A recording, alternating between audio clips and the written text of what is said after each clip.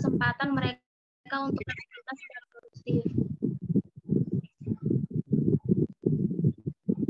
Sebagai jaringan orang muda populasi kunci di Indonesia, Inti Muda Indonesia merasa perlu untuk mengadakan dialog dengan kementerian di Indonesia, salah satunya Kementerian Sosial, untuk mendiskusikan kebutuhan orang muda dengan populasi kunci dan program yang dimiliki oleh Kementerian Sosial untuk menjawab kebutuhan tersebut. Baik, langsung saja kita ke pembicara pertama kita, ada Kak Rito Hermawan dari Organisasi Perubahan Sosial Indonesia dan juga dari Konsultan Penilaian Pencegahan HIV di UNAIDS. Kepada Kak Rito Hermawan, saya persilahkan hingga 45 menit ke depan. Oke, terima kasih Kak Hairani Syah waktunya. Coba ya. Ya, selamat siang teman-teman. Saya dikasih kesempatan oleh Inti Muda untuk sedikit memaparkan keterwakilan dari sisi pekerja seksnya ya. Karena OPSI adalah organisasi yang konsennya pada pekerja seks, di mana keanggotaan kita juga mulai dari usia 18 tahun sampai tidak ada batas kalau batasannya, namun kita tetap mengcapture isu-isu pekerja seks muda di usia 18 sampai 25 tahun. Jadi nanti ada sedikit gambaran dari coba saya share paparannya ya. Bentar. Suaranya cukup kedengaran nggak, Kak? Kedengaran, Kak, cukup. Oke, terima kasih.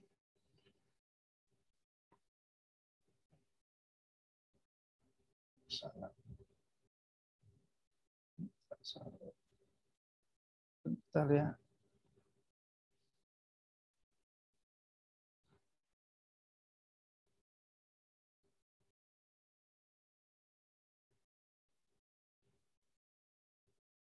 Bentar, share-nya.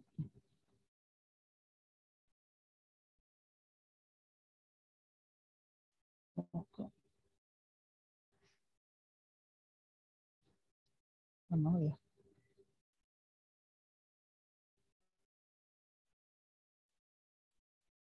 Bentar ya. Kok nggak mau muncul? Ya udah tentang AI dong. Ya Allah, kau kira aku Clara. Pas kau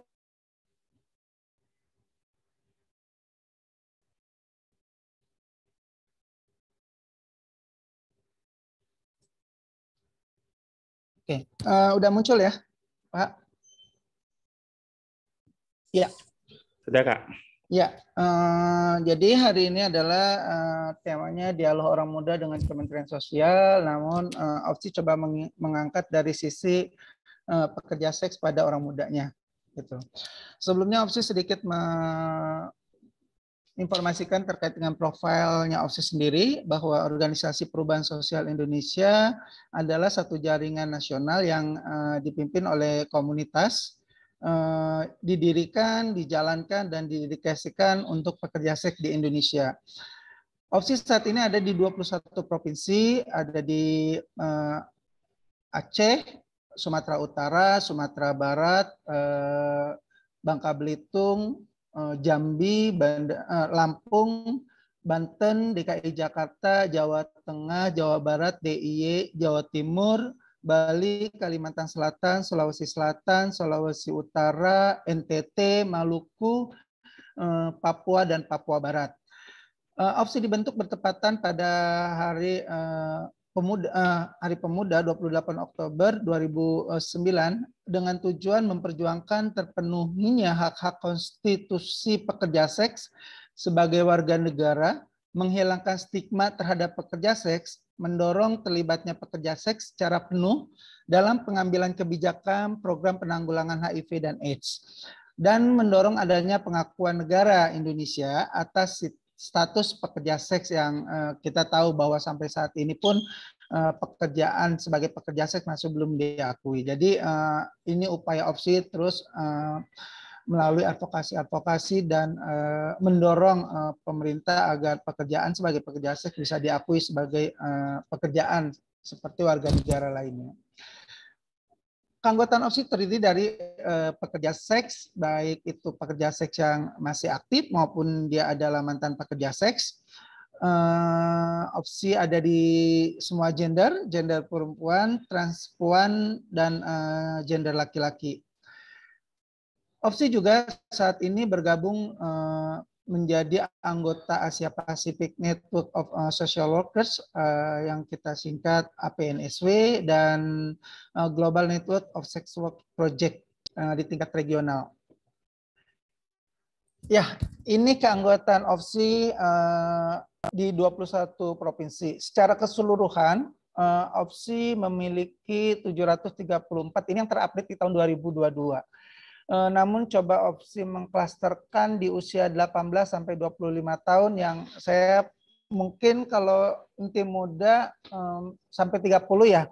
Cuman OPSI coba mengerucutkan kembali di usia 25 tahun karena biar ini masih masuk kategori apa ya remaja gitu, walaupun di inti muda di usia sampai 30 ya, nanti ralat kalau saya salah.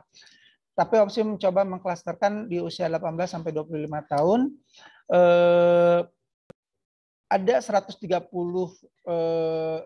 keanggotaannya, jumlah anggotanya di usia 18 sampai 25 tahun.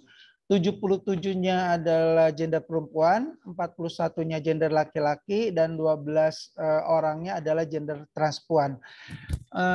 Jadi ini data keanggotaan OPSI per tahun 2022 terakhir terupdate di bulan Februari. Jadi banyak memang yang dari 1.500 terupdate kembali, hanya setengahnya karena pasca penutupan lokalisasi dan dampak COVID, banyak teman-teman pekerja seks yang sekarang pergerakannya sudah tidak bisa mereka sangat pergerakannya tuh begitu cepat gitu, yang akhirnya pada saat teman-teman OPSI yang ada di provinsi coba mendata ulang keanggotaannya, mereka sudah tidak ada di tempat, dan bahkan banyak beberapa teman yang memang migrasi dari satu daerah ke daerah lainnya, dan itu belum terdeteksi oleh teman-teman yang ada di OPSI provinsi. Kalau kita melihat dari kekerasannya, pekerja seks ini memang tidak luput dari isu kekerasan. Karena teman-teman pekerja seks ini sangat rentan mengalami kekerasan. Catatan tahunan OPSI dari tahun 2019 sampai tahun 2022, kasus kekerasan yang dialami, OPSI coba mengklasterkan di usia 16 tahun sampai 25 tahun, yang merah secara general, secara keseluruhan. Kenapa mungkin pertanyaannya kok ada usia di 16 tahun? Ini adalah kasus kekerasan dan dia tidak tercatat sebagai anggota. Jadi kasus kekerasan yang didokumentasikan oleh OPSI atau yang terlaporkan ke OPSI ini tidak hanya anggota, tapi juga komunitas pekerja seks yang memang OPSI juga harus peduli gitu. Karena tidak semua pekerja seks adalah anggota. Jadi kenapa ada 16 tahun? OPSI juga nggak menutup, tidak menutup mata dan telinga bahwa fakta di lapangan itu banyak usia di bawah 17 tahun itu mereka sudah menjalani pekerjaannya sebagai pekerja seks, bahkan rentan dengan kekerasan. Dan ini yang terdokumentasikan kita lihat sendiri, ada usia di 16 tahun, 17 tahun gitu ya. Dari tahun 2019 dari total kasus 209 kasus itu 76 kasusnya adalah usia remaja 16 sampai 25 tahun. Di tahun 2020 ada 388 kasus usia remaja orang muda adalah 96 kasus. Di tahun 2021 ada 282 kasus kekerasan yang terdokumentasikan, kekerasan yang dialami oleh. Nah ini kita bisa melihat bahwa memang kelompok pekerja seks orang muda juga sangat rentan dengan kekerasan, dan memang opsi sering mendampingi kekerasan-kekerasan yang dialami oleh teman-teman pekerja seks orang muda. Ragam kekerasannya yang dialami oleh teman-teman itu baik itu kekerasan fisik, kekerasan psikis, kekerasan berbasis gender gitu ya, bahkan kekerasan yang dilakukan oleh struktural atau aparat penegak hukum. Ya, kalau kita melihat dari sisi opsinya sendiri gitu ya, kenapa mereka menjadi pekerja seks? Nah, karena opsi akan tidak semua anggota atau komunitas pekerja seks itu harus diberikan treatment yang sama. Jadi opsi melakukan pada saat dia mendaftarkan sebagai anggotanya gitu, opsi mengakses bahwa kenapa sih kamu, lo gitu, kalian kenapa menjadi pekerja seks gitu, itu memang beragam jawaban dari teman-teman anggota opsi gitu. Dia adalah trafficking, dia tidak ada pilihan lain, dan ini adalah pilihan dia sendiri. Nah, dari tiga ini opsi memiliki treatment yang berbeda, karena jujur opsi sendiri memang anti trafficking, bahwa opsi tidak mendukung adanya trafficking atau perdagangan pada anak perempuan terutama. Jadi pada saat kita melakukan pendataan bahwa dia adalah trafficking, kewajiban opsi untuk mengeluarkan si teman-teman pekerja seks ini dari lingkungan pekerjaannya. Nah, pada akhirnya dia kembali lagi itu adalah menjadi pilihannya sendiri. Nah, jadi memang pada saat dia adalah korban perdagangan atau dia adalah korban trafficking, opsi harus hadir untuk mengeluarkan dia dari lingkungan tersebut. Treatment itu yang dilakukan oleh opsi. Nah, jika dia adalah tidak ada pilihan lain, kenapa sih kamu menjadi pekerja seks? Jawabannya ya karena saya tidak ada pilihan lain, terpaksa saya menjadi pekerja seks. Nah, ini yang memang concern opsi bagaimana teman-teman ini mendapat kapasitas atau harus terkapasitasi dengan baik gitu ya. Opsi coba bermitra, berjejaring dengan beberapa kelompok atau stakeholder. Di sini peran opsi nanti kita juga coba menyinggung dengan Kementerian Sosial gitu ya. Apa yang bisa diberikan atau apa yang bisa dilakukan opsi dengan Kementerian Sosial terhadap kelompok-kelompok pekerja seks yang memang pilihannya adalah tidak ada pilihan lain gitu loh. Makanya dia memilih pekerjaannya sebagai pekerja seks. Tahun 2019 opsi bekerja sama dengan PPA Atmajaya, kita coba membuat Yes I Can bersama pekerja seks perempuan, transpuan, dan anak jalanan, membuat sekolah keterampilan yang memang berdasarkan asesmen dari teman-teman, melihat dari apa sih yang dibutuhkan oleh teman-teman untuk pelatihannya. Nah, dari teman-teman opsi sendiri banyak memilih mereka adalah menjadi perawat, dan ada sebagian yang memang terus melanjutkan pekerjaannya sebagai perawat untuk melayani orang sakit ataupun orang yang tua gitu sebagai perawat. Jadi proyek Yes I Can ini cukup berhasil untuk menjawab bagi teman-teman pekerja seks yang memang tidak ada pilihan lain pada saat dia memilih pekerjaannya sebagai pekerja seks. Nah, ini yang paling menjadi tanggung jawab opsi hadir untuk teman-teman yang memang dia adalah pilihannya sendiri gitu. Jadi memang isu kedua dan ketiga ini dia tidak bisa disamakan memiliki treatmentnya gitu. Misal kalau misalkan pilihannya adalah pilihan sendiri terus dia dilibatkan di beberapa kegiatan kapasitasi, atau pada akhirnya dia akan kembali lagi menjadi pekerja seks dan akhirnya hasil atau pelatihan-pelatihan yang diberikan oleh stakeholder itu tidak berhasil dengan baik, gitu, tidak mencapai goalnya. Makanya bagi teman-teman pekerja seks yang memilih ini adalah pekerjaannya, gitu, opsi hadir untuk memberikan empowerment community sex workers. Jadi opsi memberikan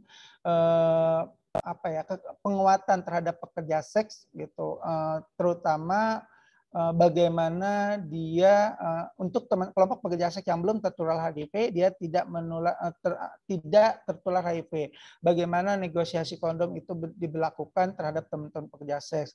Bagaimana posisi tawar dia sebagai pekerja seks ini juga dikuatkan oleh opsi.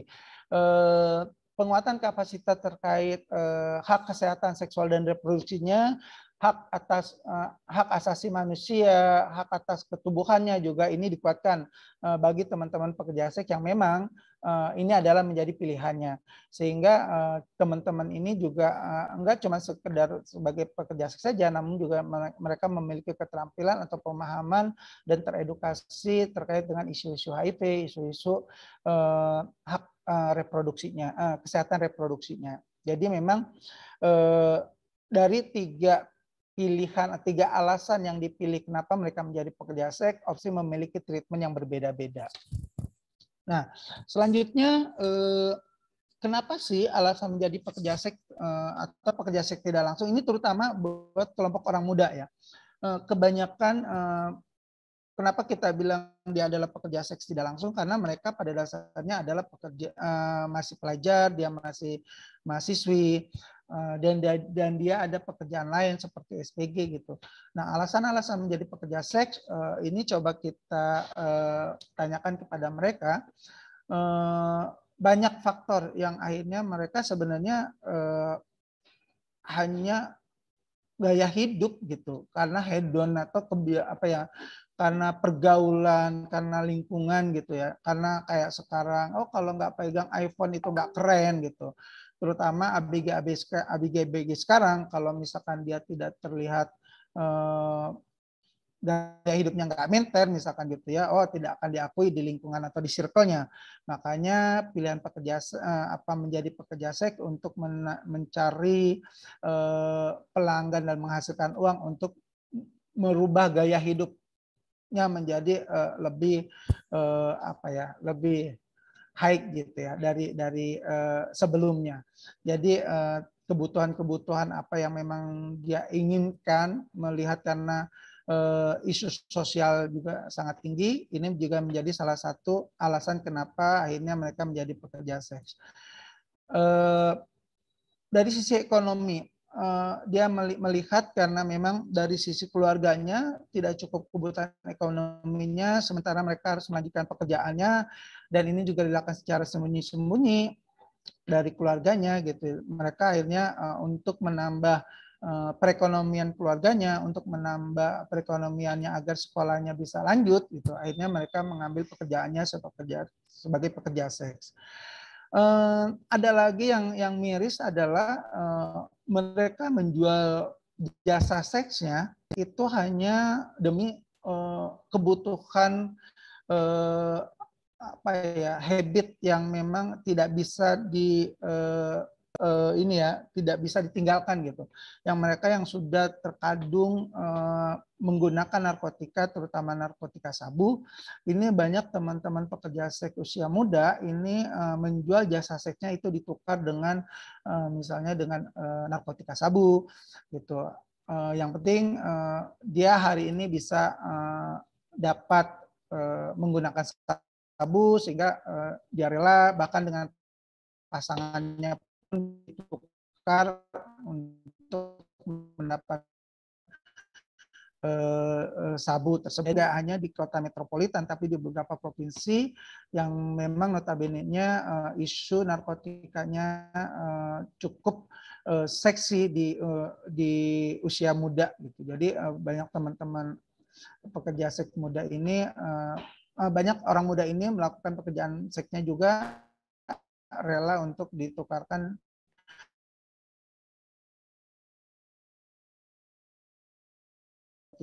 lain adalah adanya keretakan rumah tangga atau kegagalan dalam rumah tangganya karena keluarganya, karena orang tuanya, karena pertengkarannya, itu juga menjadi salah satu pilihan mereka melampiaskan atau mencari kesenangan di luar, salah satunya itu menjadi pekerja seks. Dan ada lagi juga alasan kenapa pilihan pekerja seks ini diambil karena mereka kecewa, mereka gagal menikah pada saat dengan baik, ternyata pasangannya meninggal. Ini diambil oleh kelompok muda tersebut. Jadi memang kalau kita ini masih beberapa alasan besar yang coba opsi mengerucutkan, ambil dari alasan-alasan orang muda melakukan pekerjaannya sebagai pekerja seks.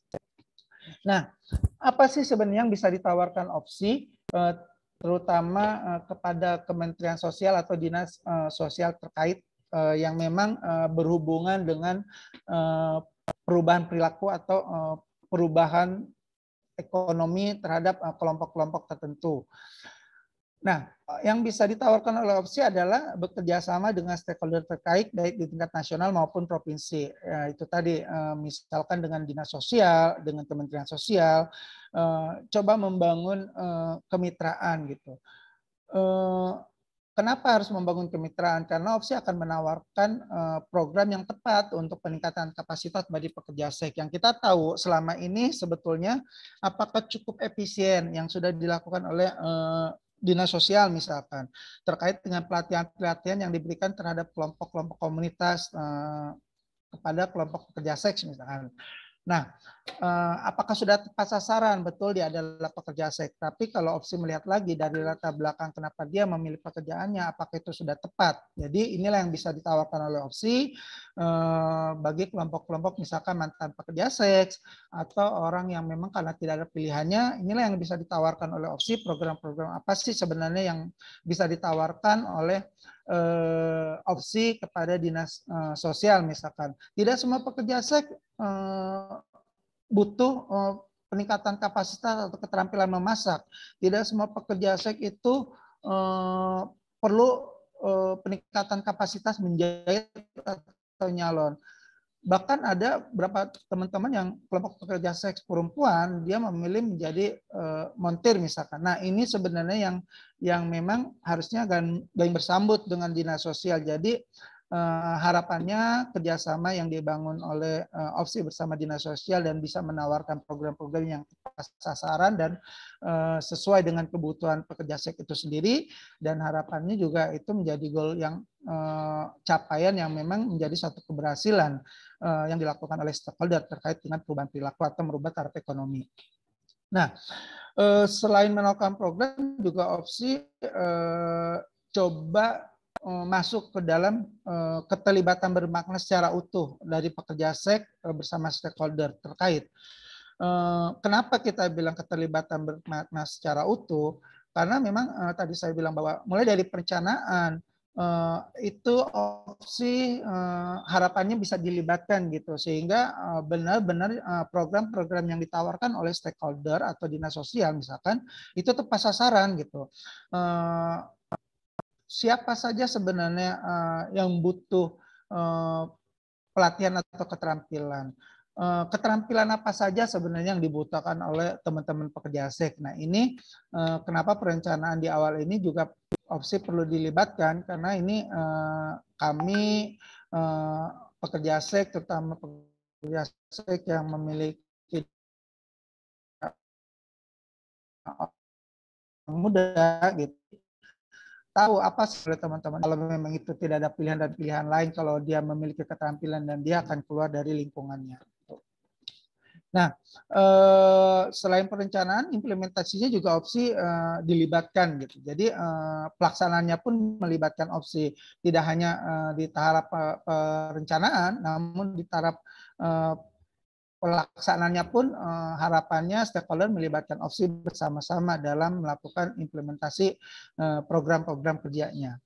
Nah, tidak cuma sampai di situ, opsi juga melakukan monitoring dan evaluasi. Jadi keterlibatan opsi untuk melakukan monitoring dan evaluasi juga ini juga akan menjadi masukan-masukan terhadap stakeholder yang memang coba kita bacakannya, sehingga apa sih yang menjadi kekurangan dari program yang sudah dilakukan, bagaimana kelanjutan dari program yang sudah ada misalkan, yang sudah dilakukan dan yang sudah diberikan. Apakah cukup hanya sebatas sudah dikasih pelatihan, setelah itu selesai. Nah, bagaimana mekanisme controllingnya, bagaimana mekanisme evaluasinya. Nah, ini yang juga sebenarnya perlu melibatkan opsi di dalam program-program yang memang sudah ditawarkan oleh stakeholder terkait. Jadi itulah kenapa pentingnya keterlibatan bermakna secara utuh dari pekerja seks di dalam program-program yang memang akan diperuntukkan untuk komunitas pekerja seks dari stakeholder, misalkan dari dinas sosial. Saya kira itu saja cukup, selebihnya mungkin kita bisa diskusi, Kakak. Jadi kalau emang ada yang mau ditanyakan, kurang lebih seperti itu isu-isu yang terjadi terhadap orang muda pekerja seks dari opsi. Itu sih, Kak. Terima kasih, dikembalikan kepada moderator. Iya, terima kasih, Kak. Baik, tepuk tangan untuk Kak Rito Hermawan yang telah memaparkan materinya. Nah, Kak Rito Hermawan ini tadi sudah menjelaskan bahwasannya opsi sudah ada di 21 provinsi. Opsi berdiri untuk menghilangkan stigma terhadap pekerja seks, memiliki anggota dari semua gender, pekerja seks yang rentan mendapatkan kekerasan, dan alasan menjadi pekerja seks secara tidak langsung. Sekarang kita langsung saja masuk ke pemateri kedua kita. Di sini ada Bapak Arif Rohman dari Kementerian Sosial dengan jabatan sebagai Subkoordinator Pengembangan Kapasitas Bekas Warga Binaan Pemasyarakatan atau BWBP. Kepada Bapak Arif Rohman, saya persilahkan sampai 45 menit ke depan.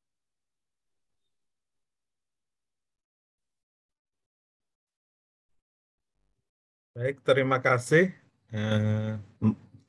Mbak Moderator. Paparan yang bagus dari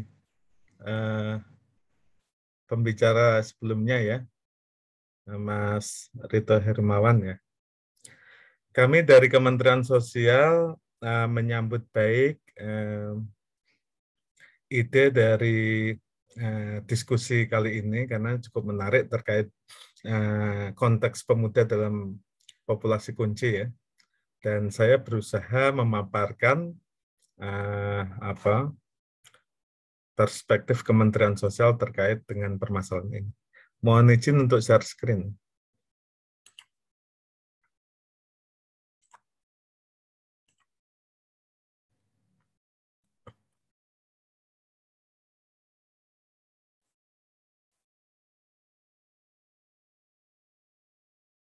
Ya, baik Bapak Ibu, teman-teman semua,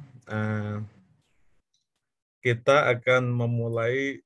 Judul yang saya ajukan ini mungkin agak umum, tapi nanti kita bisa diskusi lebih mendalam ya, nanti di sesi selanjutnya.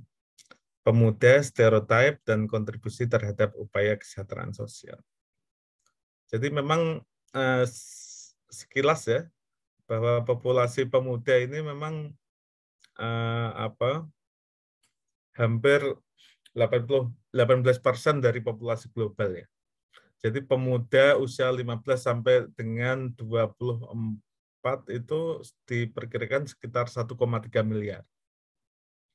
Jadi pemuda dan anak itu menyumbang sekitar 40% dari populasi global. Kalau definisi tentang pemuda, kita mengacu pada United Nations ya, PBB, itu usianya sebenarnya 15 sampai 24 tahun. Cuman dari Federal Interagency Forum on Child and Family Statistics, untuk keperluan statistik biasanya dia yang sudah atas 18 tahun ya, 18 sampai 24 tahun. Jadi bedanya cuma di angka 15 dan 18 di status. Jadi kaum muda ini identik dengan masa transisi ya, masa kritis lah. Kalau menurut Richard M. Lerner ya, bahwa periode remaja atau belum dewasa secara biologis itu dikategorikan sebagai fase kedua yang dipenuhi dengan period of storm and stress dan fase perkembangan mental dan fisik yang sangat kentara. Jadi isu yang pertama terkait pemuda, yaitu sebenarnya pekerjaan. Ya, nanti nyambung tentang pekerjaan-pekerjaan yang dipublikasi kunci tadi ya. Bahwa angka pemuda yang menganggur di Indonesia semakin bertambah. Krisis keuangan sebenarnya itu menghantam pemuda terlebih dahulu, kemudian baru orang dewasa. Karena pemuda merupakan kelompok yang vulnerable karena dari sisi ekonomi belum stabil. Dan para pemuda yang telah menyelesaikan pendidikan paling menderita karena susah mencari pekerjaan sesuai yang diharapkan. Isu kedua setelah pekerjaan adalah kekerasan di sekolah ya. Karena banyak yang masih sekolah, kalau umurnya 15 tahun ya, dan masih kuliah, sekolah dan kuliah ya. Dan biasanya yang terjadi adalah dalam dekade terakhir ini ada beberapa kasus tindak kekerasan ya yang terjadi di sekolah, terutama ini terjadi di negara-negara barat seperti Amerika. Isu remaja hamil ini sebenarnya angkanya lumayan tinggi ya di negara-negara maju seperti sudah biasa, tapi di negeri kita ini seperti masih tabu ya. Ya karena dianggap sebagai sesuatu yang aib ya. Nah, ini yang sering dialami remaja-remaja yang hamil. Apalagi kemarin kasus di pondok pesantren di Bandung ada sekitar 18 atau 21 yang di kekerasan seksual sama guru ngajinya. Nah, 8 orang remaja hamil. Nah, ini sangat menyedihkan ya fenomena ini. Ada isu pemuda terkait perjudian. Nah, ini marak sekali. Terutama sekarang yang trennya itu perjudian online. Isu keluarga single parent. Jadi banyak para pemuda yang tinggal dari keluarga single parent ya, yang broken home, akhirnya putus sekolahnya tinggi, berisiko tinggi terhadap perilaku seksual yang berbahaya dan hamil ya, dan peluang tinggi dalam penyalahgunaan nafsa dan alkohol. Sebenarnya kalau kita ngomong tentang pemuda itu sebenarnya penciptaan konstruksi sosial pemuda itu dikonstruksi sebagai aktor atau kelompok yang sangat heterogen ya. Karena kaum muda ini secara gender, kelas, ras, etnik, politik, dan umur itu mereka itu membaur. Jadi pemuda itu memiliki banyak peran yang beragam, dari sebagai pahlawan ya, kalau kemarin ada seorang pemuda yang melawan begal misalnya, atau bahkan sebagai korban, penyelamat, bahkan kriminal. Jadi banyak ungkapan-ungkapan yang peran atau ungkapan atau apapun ya yang disempatkan pada pemuda yang itu sangat beragam variatif. Nah, yang menarik dari bahasan atau kajian tentang youth ya, pemuda, bahwa pemuda itu kita dilihat dari pendekatan para pengambil keputusan ya, kebijakan itu. Sebenarnya pemuda itu dianggap sebagai suatu masalah. Karena pemikiran mereka menganggap pemuda itu subjek yang berbahaya. Kenapa? Karena pemuda ini dianggap sebagai orang yang tidak bisa mengendalikan emosi, penuh dengan tindak kekerasan dan lain sebagainya. Jadi sebenarnya kalau kita ngomong pemuda ini, kita dihadapkan dua titik ekstrim. Di satu sisi masalah kepemimpinan misalnya, pemuda itu dianggap masih anak kecil, masih bayi lah gitu, belum apa-apa, masih rawan, belum bisa mengemban tugas dan lain-lain. Tapi di sisi lain ditarik stereotip bahwa kaum muda itu seperti demon gitu, yang penuh kekerasan, apatis, pokoknya tindakan berbahaya. Nah ini dua-duanya ini sebenarnya merugikan kaum muda. Sebenarnya isu pergerakan pemuda ya, bahwa sebenarnya sudah kesepakatan internasional ya, bahwa sebenarnya pemuda itu adalah aktor penting dalam sebuah pembangunan, dalam perubahan sosial, ya, secara politik, agama, sosial. Gitu. Nah, pergerakan pemuda yang melibatkan organisasi pemudaan sifatnya itu beragam, bisa seperti pendidikan karakter, pelatihan kepemimpinan, baik laki-laki atau perempuan, seni musik, olahraga, pelatihan keterampilan kewirausahaan. Terkait dengan pelatihan kepemimpinan ini sebenarnya menarik ya, karena di Turki itu kalau nggak salah setiap tahun ada pertemuan ya pemuda-pemuda sedunia yang di situ diajarkan tentang leadership dan bagaimana mereka mengubah dunia ya melalui pelatihan-pelatihan dan pengembangan jaringan. Nah, inilah yang menjadi agenda internasional bagaimana youth pemuda itu bisa mengambil alih kepemimpinan dan menjadi agen perubahan yang potensial. Apa yang dilakukan pemuda, mungkin kita harus akui bahwa pemuda itu sebagai agen perubahan, sebagai agen perdamaian ya, tetapi seringkali terjadi hambatan-hambatan yang mencegah ya, atau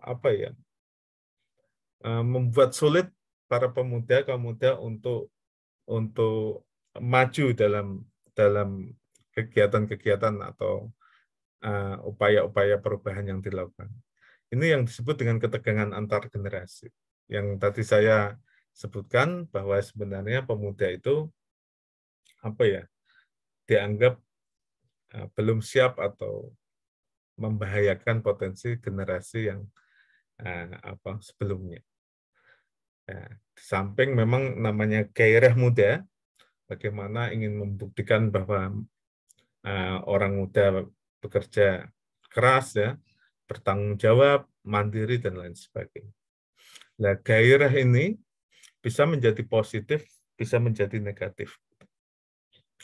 Apabila lingkungan sosialnya mendukung, ya, dia akan menjadi potensi yang positif. Apabila tidak, ya akan menjadi hal yang sifatnya merusak diri. Sebagai contohnya, kalau teman-teman lihat yang melakukan pengeboman ya di beberapa tempat di Indonesia, mayoritas itu adalah remaja pemuda ya, yang giroh itu istilahnya, semangat mudanya itu disentuh oleh kiainya ya, jaringannya. Nah, itu contohnya alim ulama ditangkap pemerintah, dihukum tanpa keadilan dan lain sebagainya. Akibatnya mereka jiwa muda nyari bahan peledak dan ngebom di beberapa tempat. Walaupun sebenarnya akhirnya mereka menyesal ya setelah melakukan itu. Jadi dalam masa peralihan ini kajian-kajian menunjukkan bahwa pemuda itu harus mempunyai keterampilan navigasi. Jadi kalau misalnya teman-teman itu bergerak dalam bidang apapun, misalnya advokasi, ODA atau advokasi, pekerja seks komersial, teman-teman itu harus mempunyai keterampilan navigasi. Keterampilan navigasi itu ya bagaimana teman-teman ya bisa mengelingkan ya isu-isu dengan sosial, politik, ekonomi sebagai sesuatu yang komprehensif dan melakukan negosiasi ulang. Sehingga teman-teman ini bisa menemukan suara dan tempat dalam struktur masyarakat. Nah, ini yang mesti diperjuangkan. Karena mengubah stereotip itu tidak gampang. Nah, di Kementerian Sosial sendiri ada yang disebut Direktorat Rehabilitasi Sosial Tunas Sosial. Jadi penyebutan tunas sosial ini sebenarnya agak kasar ya, tunas sosial. Tuna itu cacat itu. cacat secara sosial. Sebenarnya ada yang nyebut lagi dengan istilah patologi sosial. Jadi itu adalah translation yang sebenarnya kurang pas. Kalau saya lebih menyebut itu direktorat itu apa? Orang yang termarginalisasi. Nah, ini KPO ini korban perdagangan orang. Nah, Direktorat Rehabilitasi Sosial Tunas Sosial dan Korban Perdagangan Orang itu menangani beberapa isu ya, teman-teman.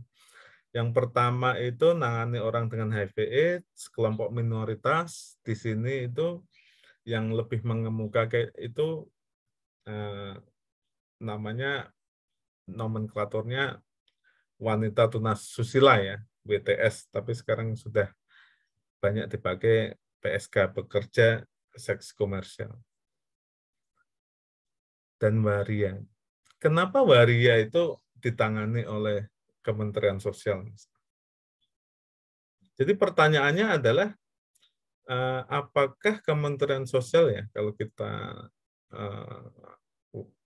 discourse analisis, kenapa kok nangani waria, bukannya itu hak sebagai individual untuk memilih seks atau jenis kelaminnya ya, preferensi ya. Yang dimaksud dengan waria di sini adalah waria yang mengalami permasalahan sosial. Apa itu? Ya, dia misalnya hidup dalam kondisi yang kekurangan. Atau dia hidup secara tidak layak. Nah, inilah makanya ada program-program dengan kayak Yayasan Sri Kandi ya, yang di mana itu? Di Jatinegara ya, pemberdayaan mereka, sehingga mereka bisa hidup diharapkan hidup yang lebih baik. Yang berikutnya ada korban tindak kekerasan, korban perdagangan orang, ex-narapidana teroris, gelandangan, dan nah ini kita direktorat kita banyak berhubungan dengan populasi kunci ya, yaitu wanita pekerja seks, laki-laki seks dengan laki-laki ya, waria, pengguna nafsa suntik emas. Kementerian Sosial sendiri terkait dengan pemuda ya, itu kita memiliki 2 program besar sebenarnya, yang disebut rehabilitatif dan suportif. Kalau rehabilitatif itu biasanya itu dari sesuatu yang tidak baik ya, menjadi lebih baik. Jadi rehabilitasi contoh nafsa ya, itu kan mereka mengalami ketergantungan. Nah, bagaimana direhab supaya mereka sembuh dan bisa kembali ke komuniti asalnya, keluarganya dengan baik. Terkait dengan rehabilitasi sosial ODA, itu biasanya ODA itu kan mengalami stigma, diskriminasi yang luar biasa ya. Nah, baik itu self-stigma maupun public stigma. Nah, Kementerian Sosial itu memiliki panti ya sebenarnya itu, tapi sekarang namanya balai terus berubah menjadi sentra. Sentra rehabilitasi sosial itu ada untuk menangani nafsa, narkoba ini ya, dan zat adiktif lainnya itu. Ada untuk ODA dan juga untuk anak yang membutuhkan perlindungan khusus. Jadi misalnya pemuda yang mengalami masalah-masalah hukum dan lainnya bisa dibina di Kementerian Sosial. Ada fungsi yang namanya suportif ya, yaitu ada program namanya Karang Taruna. Lihat di sini sebagai media bagi pemuda untuk mengembangkan potensinya, mengisi waktu luang, dan juga berkarya ya, menghasilkan secara ekonomi. Kami juga terkait pemuda memiliki program namanya Pemuda Pelopor Perdamaian. Nah, Pemuda Pelopor Perdamaian ini ada mendukung program kami namanya Keserasian Sosial. Bagaimana pemuda ini menjembatani ya, bridging ya, antara kelompok-kelompok bertikai yang konflik sosial seperti di Ambon ya, Poso dan lain sebagainya, dengan harapan ya terjadi harmonisasi di tingkat lokal. Nah, pemuda pelopor ini tidak hanya di wilayah konflik, tetapi wilayah-wilayah yang potensial ada konfliknya. Ada juga program namanya Pejuang Muda, di mana mahasiswa-mahasiswa yang ada di universitas ya, yang sebentar lagi mau lulus sebagai ganti dari KKN ini, dia ikut program Pejuang Muda ya. Nah itu mereka terjun ke masyarakat, melakukan asesmen ya kebutuhan masyarakat, ya mendalami kebutuhan masyarakat, dan menghasilkan program-program yang itu nanti dibiayai oleh Kementerian Sosial.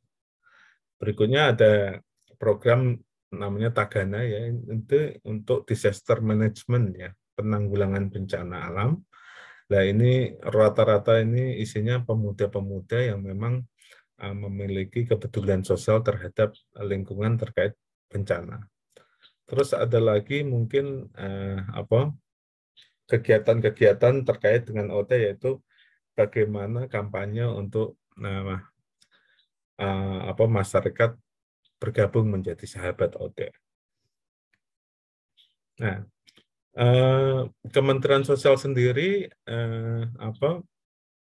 pada dasarnya ya menangani semua permasalahan-permasalahan sosial yang dianggap residual, yaitu sisa-sisa dari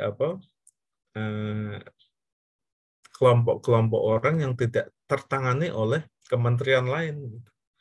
Jadi kami itu menangani sekitar ya 26 atau 27 penyandang masalah kesejahteraan sosial, dari disabilitas, lanjut usia, anak, ya, abuse, dan banyak masalah yang memang kita tangani. Tapi intinya adalah satu, bagaimana kita bisa membuat mereka meningkatkan kualitas hidup dan well-being, yaitu sejahtera. Artinya dalam perspektif kebutuhan dasarnya terpenuhi, dan juga mereka mendapatkan keadilan. Jadi mereka yang rawan itu tidak lagi ditindas dan hidup dalam kemiskinan. Nah, pekerjaan sosial itu menjadi profesi yang utama di Kementerian Sosial. Nah, ini sekilas tentang pekerja sosial ya. Kenapa Kementerian Sosial pendekatannya lebih humanis daripada mungkin KL lain atau profesi lainnya dalam konteks pekerja sosial? Karena memang dalam sejarahnya setelah 100 tahun ini, pekerja sosial ini mengedepankan pada pengakuan hak-hak sipil, civil right ya. Yang kedua, hak-hak pekerja. Jadi bagaimana profesi ini memang membantu pengakuan terhadap pensiun ya, tunjangan-tunjangan, jaminan sosial bagi para buruh. Dan juga bagaimana profesi ini adalah profesi yang pertama, yaitu menangani kesehatan mental ya, berbasis community dengan pendekatan humanis. Terus kemiskinan juga menarik ya, pada tahun 1901 atau berapa ya, UK itu pemerintah Inggris itu dia menelurkan sebuah kebijakan yang disebut dengan Elizabethan Poor Law 2 ya. Jadi undang-undang kemiskinan, di mana orang miskin itu semua dijamin oleh pemerintah. Apa yang terjadi? Yang terjadi adalah angka kemiskinan di UK pada waktu itu ya membludak gitu. Sehingga negara hampir bangkrut karena harus mensubsidi, memberikan jaminan sosial pada warga. Nah, di sini menarik karena ternyata kondisi ini memunculkan ya beberapa pemuda yang berkelompok, yang dia sukarelawan, volunteer, dia itu mendata ulang orang-orang miskin yang ada di lingkungannya, di desa-desanya, di lingkungan sekitar. Dan menariknya angka kemiskinan yang sempat naik itu jadi turun 34 atau sekitar 75%. Nah, kontribusi pemuda seperti inilah yang sebenarnya menjadi salah satu roh ya dari ilmu pekerjaan sosial. Terus yang berikutnya adalah bahwa profesi ini sangat erat dengan penanganan abuse dan kekerasan terhadap anak. Profesi ini juga berkaitan dengan menolong orang yang dalam menghadapi masalah-masalah konflik nafsa dan alkohol. Nah, saya berpikir bahwa Kementerian Sosial sudah on the track ya, dan memang saat ini pekerja sosial kami sudah tersebar di level lokal ya, dan juga level nasional untuk nyusun kerangka kebijakan, dan level global ya, terjadi pembelajaran lintas negara. Nah, mungkin terkait dengan isu pemuda dan populasi kunci ini, pekerja sosial kami yang di level lokal di Bali-Bali ini bisa langsung mungkin ya bisa berhubungan dengan teman-teman yang ada di lapangan ya untuk mencapai SDG ya dengan prinsip leave no one behind. Jadi nggak ada yang ketinggalan di belakang terkait pembangunan sosial dan ekonomi. Pada level nasional juga penyusun kerangka kebijakan institusi juga pekerja sosial berperan. Ya. Selanjutnya mungkin itu saja dari kami. Mungkin nanti kita lebih banyak diskusi saja. Terima kasih.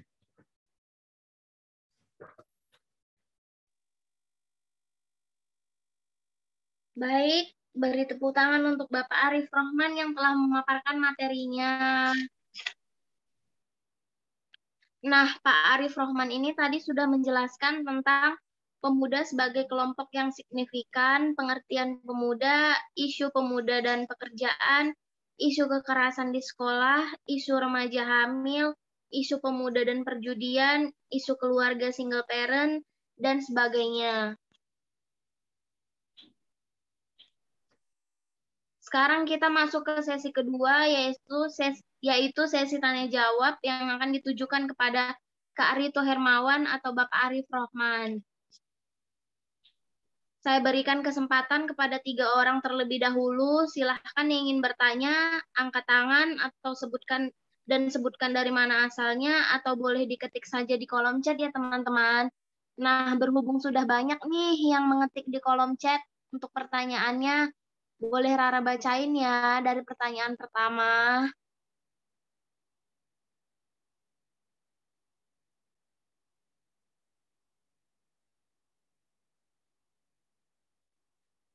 Dari Kak Iyas Pikal.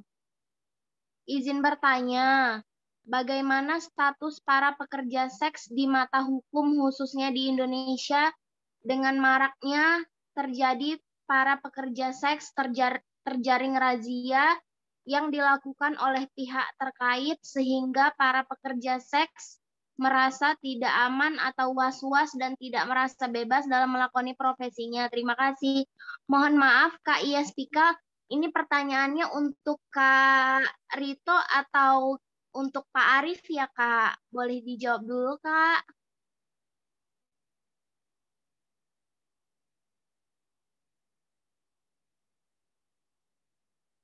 Kak Iyas Pikal. Kayaknya untuk opsi deh Kak.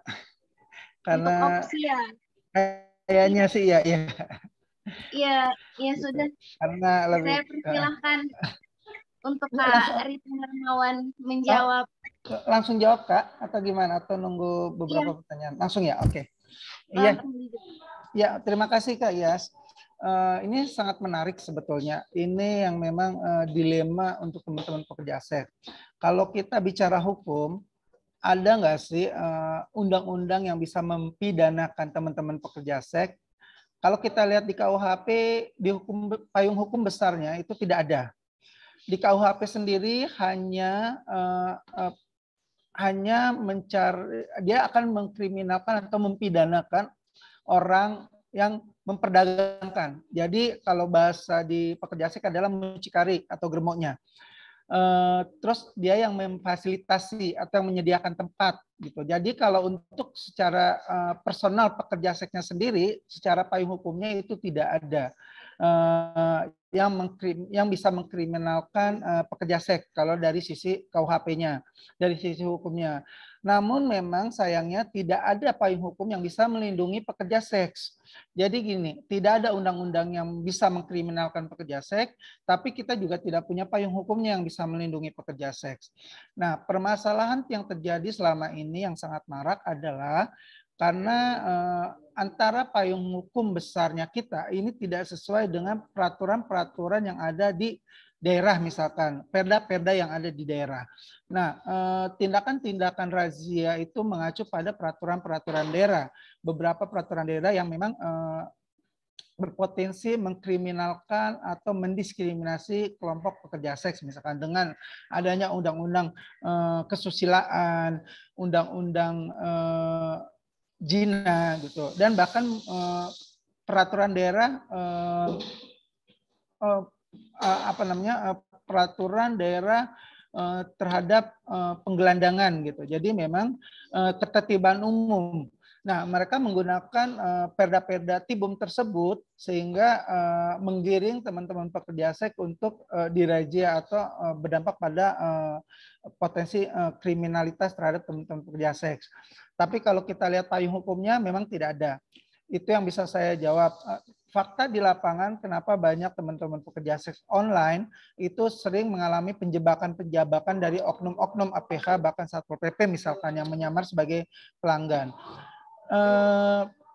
Memang mereka berawal mencari, kalau isu pekerja seks online adalah mereka mencari siapa sih mucikarinya, siapa sih yang big besarnya gitu, bos besarnya yang memperdagangkan teman-teman pekerja seks. Biasanya teman-teman pekerja seks ini hanya sebagai saksi gitu. Nah, sayangnya lagi-lagi kalau dia tidak mendapati tidak menemukan si mucikarinya, oknum-oknum ini selalu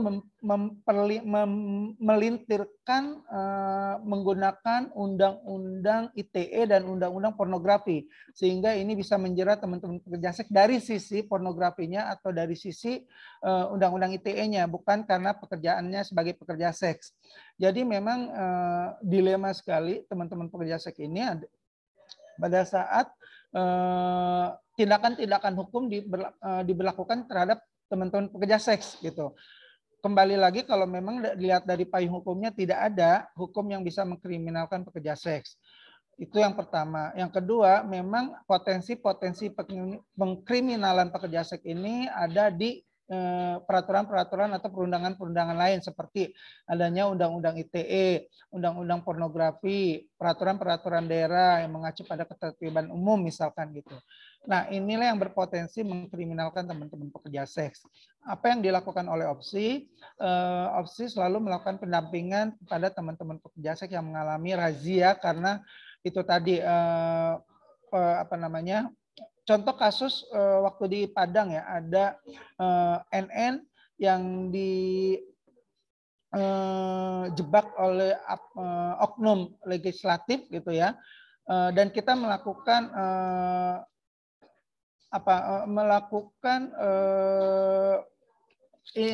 ini keras gitu, advokasi keras terhadap kepolisian daerah setempat di Kota Padang untuk membebaskan NN. Jadi kita melakukan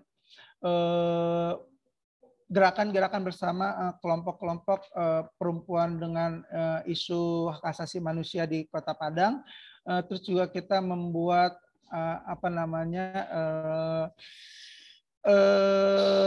yang secara ini kita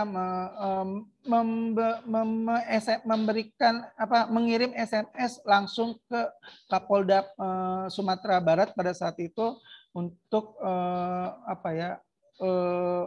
mendorong agar NN ini dibebaskan.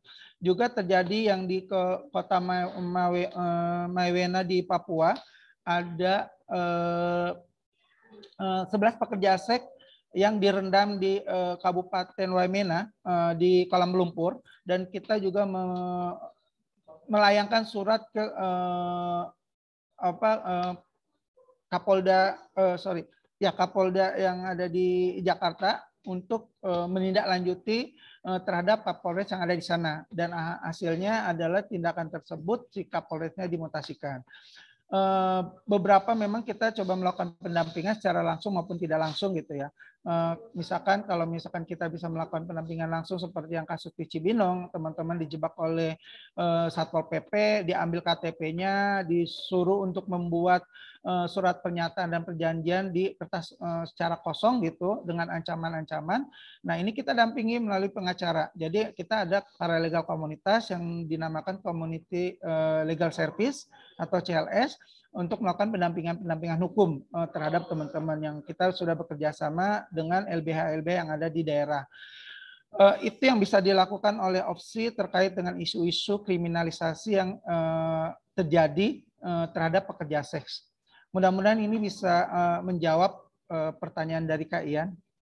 Gitu Kak Rara. Baik, boleh berikan tepuk tangan untuk pertanyaan dan jawaban yang luar biasa.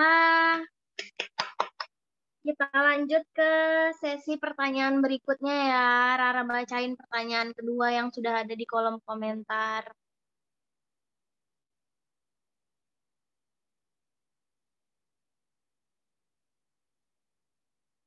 Dari Kak Nur Azizah. Izin bertanya, Pak. Saya Azizah. Saya mau bertanya, Pak, apakah Kemensos memiliki program untuk orang muda, khususnya pekerja seks? Mengingat isu yang dipaparkan cukup spesifik. Jika ada, mohon disebutkan, Pak. Dan berikutnya, apakah program di Kemensos bisa berkolaborasi dengan NGO orang muda seperti Inti Muda Indonesia untuk lebih spesifik menangani isu orang muda di Indonesia? Baik, untuk Pak Arif Rohman, sudah bisa diberikan jawabannya. Ya, terima kasih atas pertanyaannya tadi ya. Yang pertama bahwa kami Kementerian Sosial itu menangani klien ya, penerima manfaat itu berdasarkan dua jenis layanan yang disebut dengan voluntarily services dan involuntarily services. Jadi ada orang yang dia merasa memiliki permasalahan sosial, dia datang ke Kementerian Sosial secara sukarela untuk mendapatkan bantuan ya, pertolongan dan mengakses layanan sosial. Sebagai contoh adalah penyandang disabilitas, lanjut usia terlantar misalnya. Tetapi ada juga yang istilahnya involuntary services, bahwa pemerintah walaupun tanpa kesukarelaan dari penerima manfaat, mau tidak mau kita tangani. Sebagai contohnya adalah pekerja seks komersial yang tertangkap.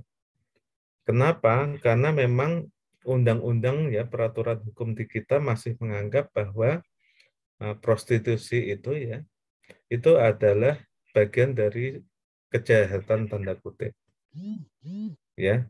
Jadi itu yang makanya ada KUHP 296 atau berapa yang itu bisa dihukum 1 tahun 4 bulan. Dan memang betul kata Abang Rito ya, Hermawan tadi, bahwa memang banyak pemerintah daerah yang menggunakan perda-perda tibum ya, ketertiban umum, itu untuk menggaruk ya, merazia penyandang masalah sosial.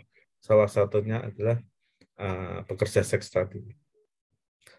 Nah, itu secara hukum ya, secara hukum dan Kementerian Sosial karena itu ya menangani. Makanya ada dulu namanya di kami itu Balai Rehabilitasi Sosial BTS ya, Mulia Jaya yang ada di Pasar Rebo. Itu menangani mantan-mantan pekerja seks komersial.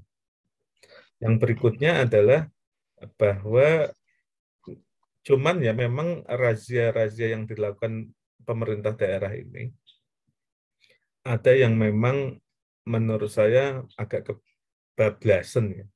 Karena ada stereotip perempuan ya yang ada di jalanan tengah malam itu divonis ya, dianggap itu wanita tidak benar. Sedangkan ketika laki-laki tengah malam di jalanan nggak pernah ditangkap. Nah itu yang disebut gender-based violence, kekerasan berbasis gender. Jadi ada ketidakadilan gender di situ. Nah itu yang saya concern. Terkait dengan prostitusi ini,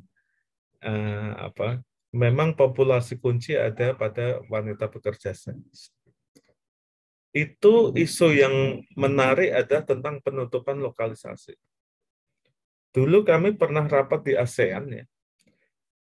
Kebijakan kita memang agak beda ya, pemerintah kita secara umum ya. Dengan Thailand itu agak berbeda.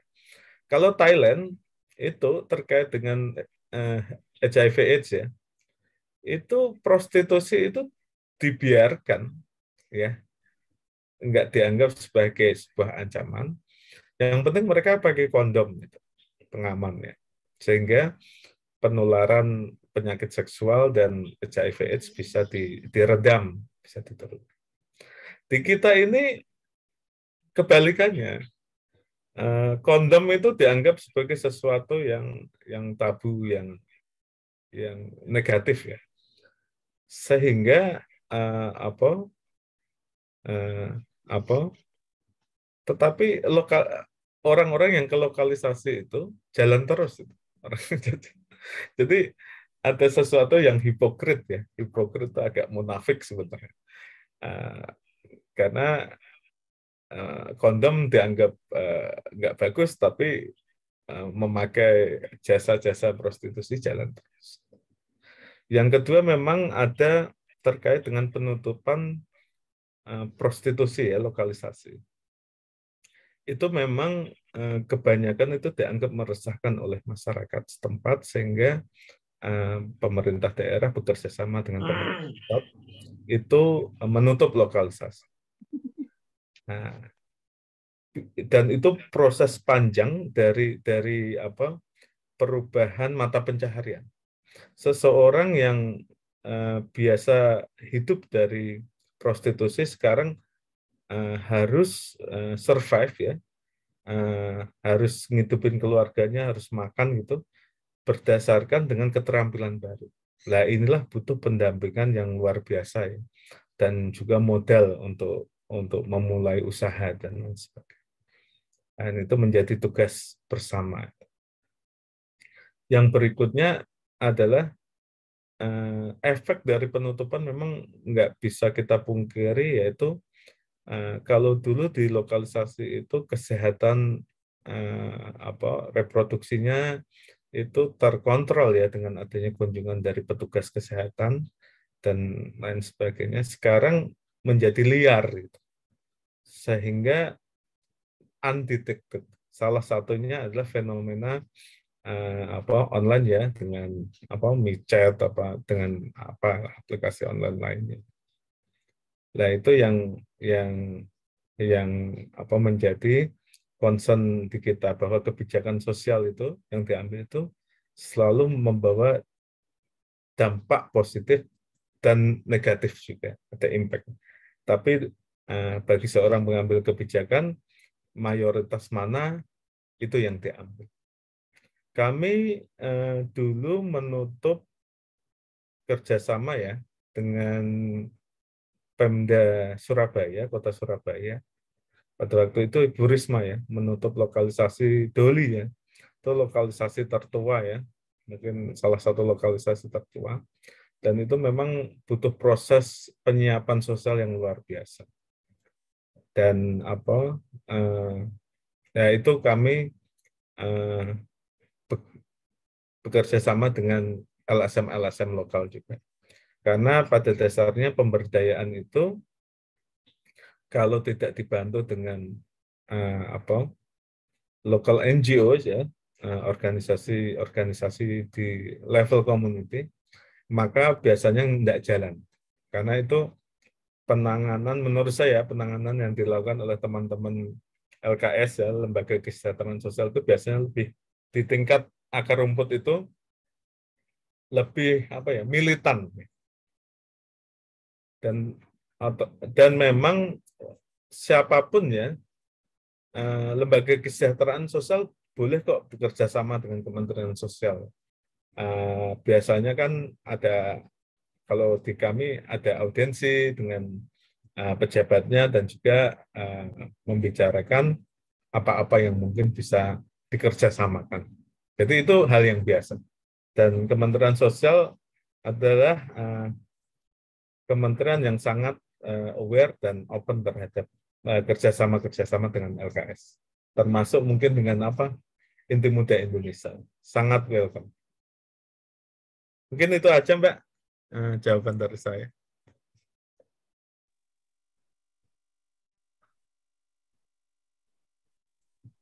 Iya, terima kasih untuk Pak Arief untuk jawaban yang luar biasanya. Mari kita lanjut ke sesi pertanyaan berikutnya.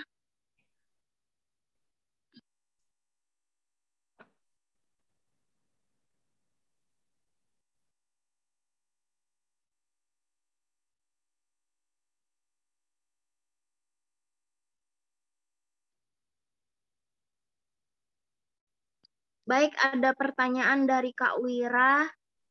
Izin bertanya, bagaimana opsi mengorganisir pekerja seks muda di Indonesia dan apakah opsi memiliki program khusus untuk pekerja seks muda?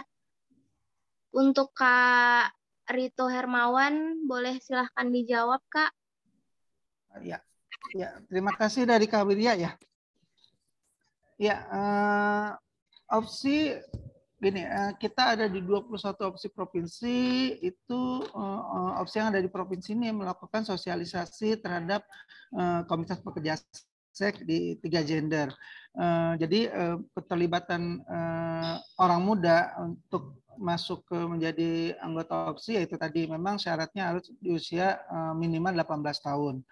Itu yang bisa kita lakukan. Nah, melalui perekrutan di opsi yang ada di provinsi, ini cukup efektif gitu ya, karena biasanya tidak langsung kita bisa merekrut, tapi kita memberikan kesadaran hukum dan HAM-nya, kesadaran memberikan edukasi dan informasi HIV dan AIDS-nya, serta hak kesehatan seksual dan reproduksinya, sehingga terutama di isu HAM-nya dan isu HIV-nya itu mereka lebih aware untuk masuk menjadi anggota opsi.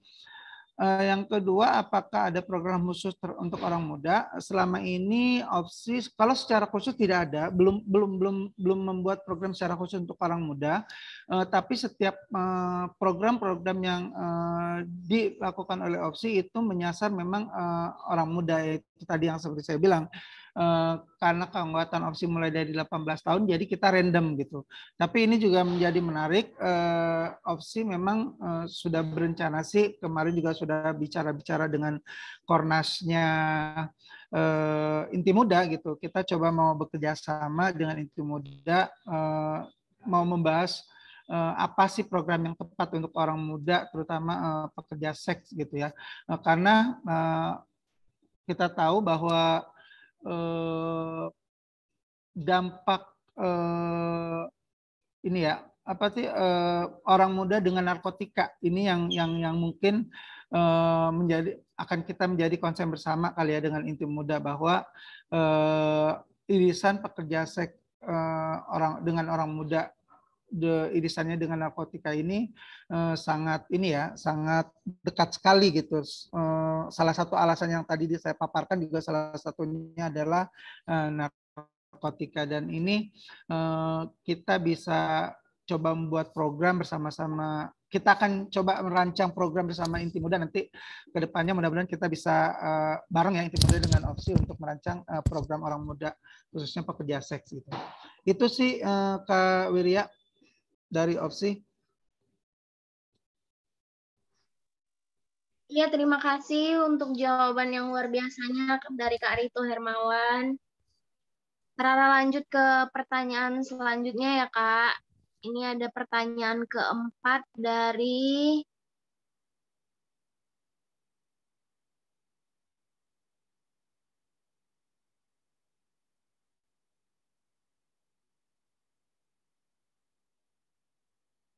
Kak Iaspika lagi. Izin bertanya kepada Pak Arief, apakah ada program pemerintah untuk pekerja seks yang mengalami kehamilan dikarenakan kurangnya pemahaman tentang pentingnya alat kontrasepsi saat melakukan profesi tersebut? Lalu dari pemerintah sendiri bagaimana menyikapinya? Terima kasih. Baik, untuk Pak Arief, boleh silahkan langsung dijawab saja, Pak. Terima kasih. Baik, terima kasih. Kalau pekerja seks komersialnya, ya, kategori anak, biasanya itu kita suspiciousnya itu masuk dalam kategori human trafficking, ya, trafficking in persons, atau eksploitasi seksual terhadap anak jika di bawah 18 tahun. Lah kami ada Balai Rehabilitasi Sosial AMPK, anak yang membutuhkan perlindungan khusus karena dengan keadaan khusus. Tetapi memang kalau untuk kasus-kasus yang dewasa saat ini jujur saja belum ada yang terkait spesifik untuk itu. Kami Kementerian Sosial lebih kepada program perlindungan sosial dan jaminan sosial itu lebih kepada jika memang yang bersangkutan hidupnya tidak layak, miskin, dan lain sebagainya, itu bisa diakseskan ya ke program-program seperti program Keluarga Harapan. Jadi misalnya kalau yang bersangkutan memang miskin, hamil, dia bisa ikut program Keluarga Harapan PKH, di mana salah satu persyaratannya adalah ibu hamil. Nah, mungkin bisa dilingkan dengan bantuan pangan non tunai dan juga mungkin bantuan-bantuan lainnya. Tapi sifatnya memang masih general, tidak spesifik seperti itu. Mungkin itu aja ya.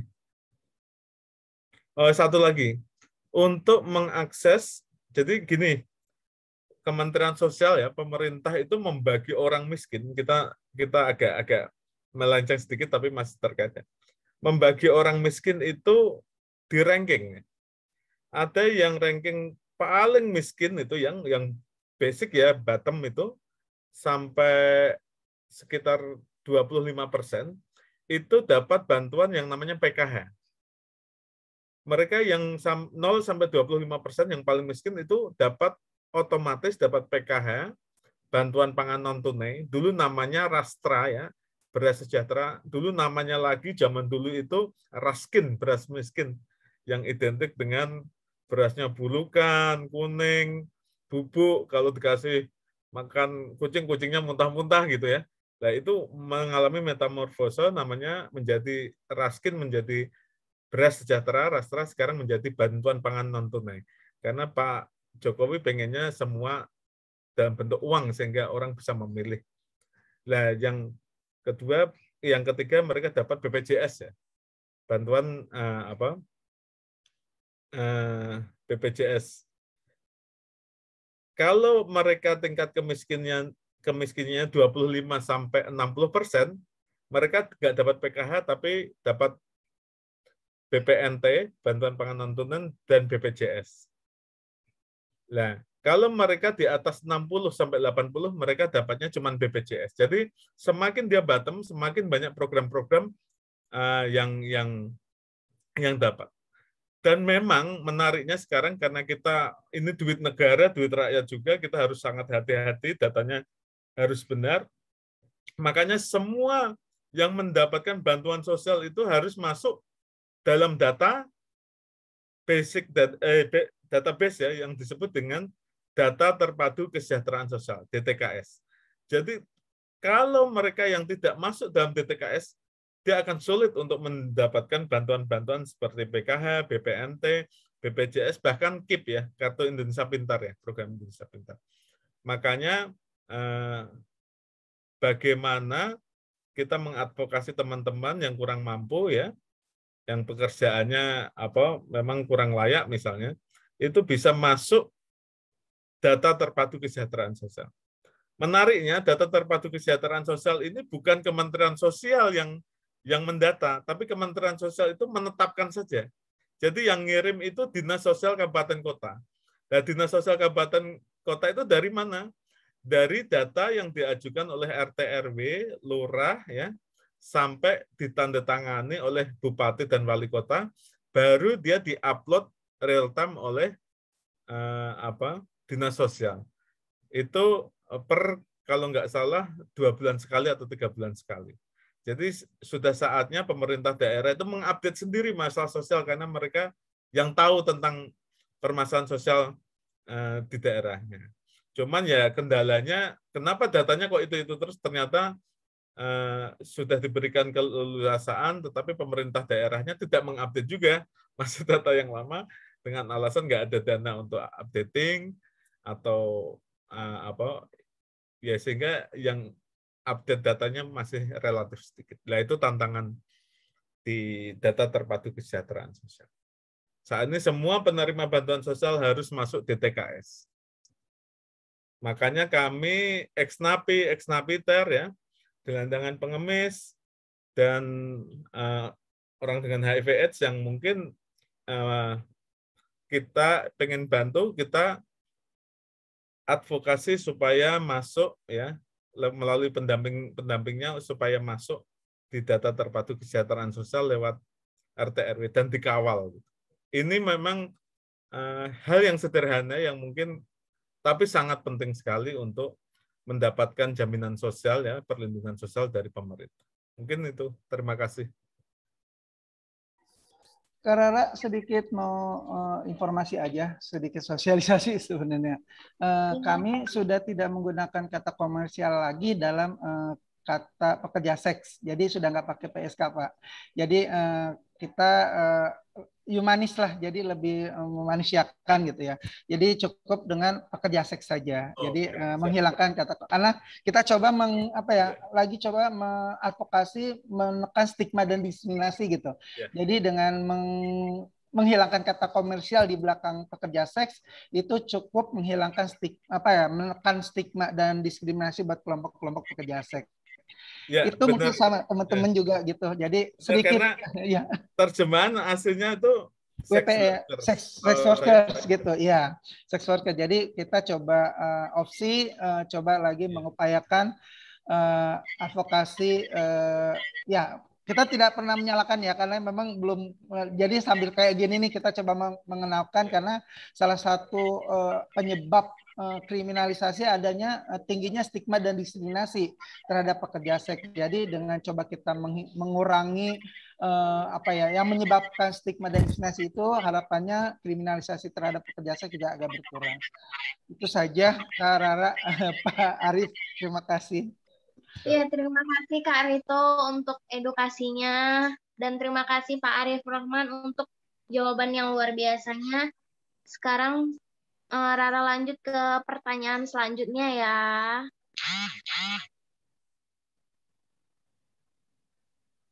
Pertanyaan selanjutnya ada dari Kak Cinta. Pak Arief, saya mau bertanya, apakah di Kementerian Sosial ada program bantuan sosial untuk masyarakat marginal? Jika iya, bagaimana cara mengaksesnya? Sukses selalu ya Pak untuk staf komersial di Kementerian Sosial. Untuk Pak Arief, boleh silahkan langsung dijawab Pak. Terima kasih. Ya, terima kasih Mbak Hairani ya. Jadi teman-teman semua, bahwa hampir semua permasalahan sosial ya itu ditangani oleh Direktorat Jenderal Rehabilitasi Sosial. ya, dari kategori anak ya, lansia, nafsa, disabilitas, sampai tuna sosial itu ya. Itu semua ditangani oleh Direktorat Jenderal Rehabilitasi Sosial dan itu dibagi menjadi direktorat-direktorat. Nah, kalau misalnya bantuan-bantuan yang ada, ya, kalau dulu direktorat itu punya uang dia bisa ngasih ke opsi, kerjasama ke opsi ngasih kerjasama ke inti muda, ya asal jelas ya, dan itu demi upaya kesejahteraan sosial. Tapi kebijakan Bu Menteri Sosial yang baru yaitu bahwa layanan langsung itu tidak diselenggarakan oleh pemerintah pusat ya, dalam arti direktorat-direktorat di Kementerian Sosial. Tetapi dilakukan oleh yang dulu namanya panti-panti sosial, yang sekarang namanya sentra ya, dan sentra terpadu. Memang agak-agak, lo kok berubah-ubah lah, memang kita menyesuaikan dengan perkembangan zaman. Kalau dulu panti kesannya kok apa ya, kurang apa ya, kurang ramah gitu. Makanya menjadi balai rehabilitasi sosial.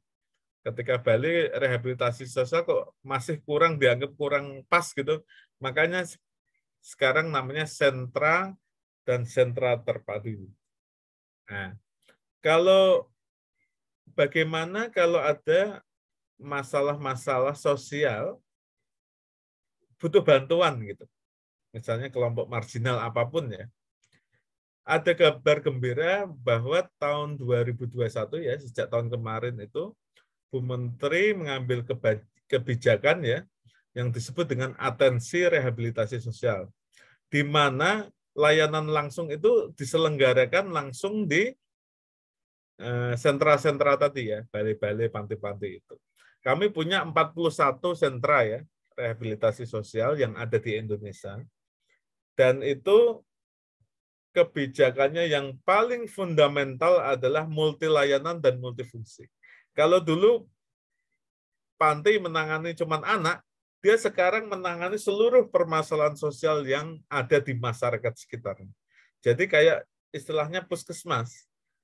Nggak hanya satu penyakit yang ditangani, tetapi semua penyakit. Nah, ini menjadi tantangan besar bagi kami untuk melakukan diseminasi ya, penyuluhan sosial kepada pemerintah daerah dan teman-teman LKS, LSM ya, Ormas, untuk kalau ada apa-apa bisa mengakses di balai-balai atau sentra-sentra kami yang ada di 41 wilayah itu. Jadi tidak ada kata tidak dilayani, karena ini panti disabilitas fisik, karena ini balai disabilitas netra dan lain sebagainya. Jadi harus ditangani, termasuk kemarin saya lihat di salah satu sentra kami di rehabilitasi sosial di RPTC ya, Jakarta Timur, juga menangani orang HIV ODA ya, yang memang dalam kondisi yang sangat kronis. Jadi silahkan untuk teman-teman yang membutuhkan bantuan ke balai-balai kami ya, dan untuk mengakses layanan secara terbuka di balai-balai kami tersebut. Nanti kalau ada teman-teman mau tahu wilayah operasi balai yang mana yang harus kami akses, nanti saya bagikan linknya ya, untuk terkait dengan lokasi di mana dan harus menghubungi balai yang mana. Mungkin itu aja, Mbak Hairani. Terima kasih. Iya, terima kasih untuk jawaban yang luar biasanya ya Pak Arief. Rara lanjut ke pertanyaan selanjutnya.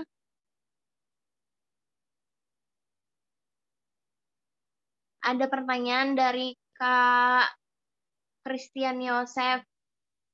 Izin bertanya Pak, untuk Pak Arief Rohman. Kenapa upaya rehabilitasi nabza masih menggunakan pendekatan hukum sebagaimana ditulis di UU nomor 35 tahun 2009 pasal 127? Bahkan kami korban penyalahgunaan nafzah masih bisa dipidana penjara. Bagaimana tanggapan Kemensos dalam melihat isu tersebut? Terima kasih. Baik, Pak Arief, boleh silahkan langsung dijawab, Pak. Terima kasih. Baik, terima kasih. Ini memang diskusi yang sangat hangat ya terkait apakah pemakai yaitu pengguna ya itu layak dihukum pidana atau cukup direhab saja. Jadi memang kemarin sempat saya meeting di Kemenkumham dengan jaksa, dengan Mahkamah Agung, dari kepolisian juga, dari BNN juga ya, bahwa mungkin terkait dengan nafsa ini, hampir mayoritas penghuni lapas, narapidana itu pengguna narkoba. Jadi yang harusnya ruangannya, kalau nggak salah ya, itu muat 30 orang atau berapa, sekarang jadi berapa ratus gitu. Sehingga untuk tidur aja harus berdiri dan gantian. Lah, mayoritas itu narkoba, nafsa ya. Lah, saat ini ada istilah yang mulai digunakan oleh aparat penegak hukum kita terkait narkoba ya, nafsa, yaitu diversion. Diversion itu berasal dari konsep restoratif justice. Jadi tidak semua ya permasalahan hukum itu masuk ranah court, pengadilan, tetapi berdasarkan pertimbangan tertentu kemanusiaan itu bisa diberhentikan, dicabut oleh jaksanya. Lah ini memang terobosan yang besar, makanya sekarang ada istilahnya upaya damai, ganti rugi, dan lain sebagainya. Itu adalah praktek-praktek sebenarnya diversi ya, agar lapas itu tidak penuh, sehingga layanannya menjadi lebih manusiawi. Kan kalau petugas lapasnya pendamping kemasyarakatannya, petugas lapasnya mendampingi rasionya bisa terkendali, kan layanannya juga bagus. Tapi kalau satu orang menangani berapa ratus kan tidak realistis gitu. Nah, salah satu dari diversion, salah satu dari restoratif justice adalah pengguna narkoba itu diarahkan untuk istilahnya rehab di IPWL ya, di lembaga-lembaga yang ditunjuk oleh pemerintah. Mungkin itu saja, Mbak, yang bisa saya jawab ya. Mungkin ke depan akan ada semacam surat keputusan bersama 5 kementerian ya, 5 kementerian dan lembaga terkait restoratif justice. Iya, terima kasih untuk jawaban yang luar biasanya, Pak. Saya lanjut ke pertanyaan berikutnya. Ada pertanyaan ke-8 ya dari Kak Nabila. Aku Nabila, Transpuan Bogor, mau bertanya, di daerah asal aku di Lampung, penilaian orang sudah bertingkat, dan bagaimana untuk mendapatkan program pengeluhan buat teman-teman yang ada di sana, Kak? Ini Kak Nabila, mohon maaf bertanya untuk opsi atau Bapak Kemensos ya, Kak?